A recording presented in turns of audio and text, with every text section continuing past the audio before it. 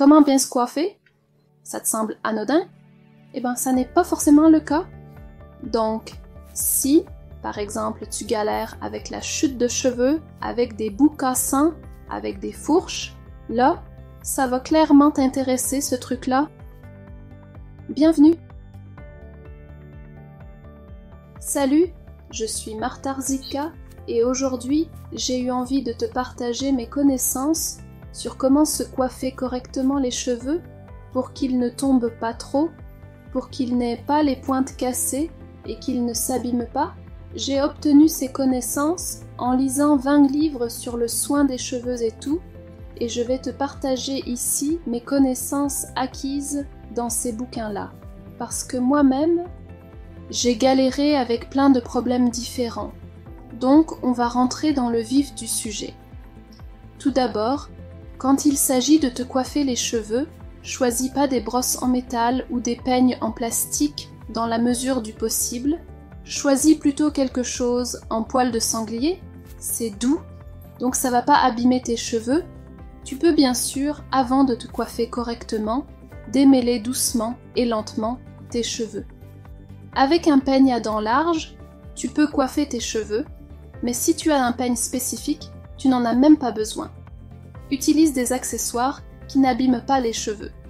Deuxièmement, ne te précipite pas avec ça, je sais par expérience combien de fois j'ai tiré sur ces cheveux en me pressant.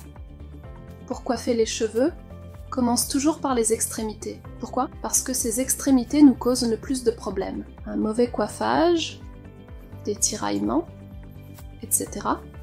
Ça provoque simplement des cassures, des fourches, et donc la pousse des cheveux est rallongée. On commence donc par les pointes, car ce sont elles qui s'en mêlent le plus souvent, puis on remonte vers la racine. Quand tu brosses tes cheveux, avant de les coiffer, vaporise-les simplement d'une brume d'après-shampoing. Tu vois, tu as généralement des pointes très emmêlées. Si tu as les cheveux plus longs, il est souvent difficile de les peigner facilement. C'est pourquoi je tire souvent dessus. Nous sommes pressés, car cela nous prend du temps, et nous n'en avons jamais assez. Il est donc préférable de vaporiser au moins ces pointes de cheveux, ou de préférence à partir du milieu, voire sur toute la longueur, avant de peigner avec un après-shampoing.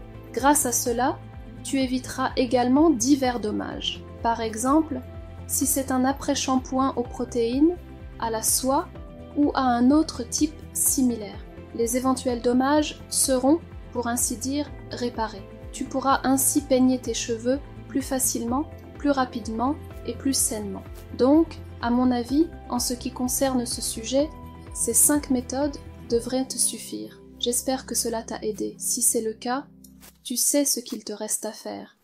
Appuyer sur la cloche, s'abonner, etc. Aime, partage, et pour l'instant, merci de ton attention. Marta Rzicka, vivez sagement et sainement.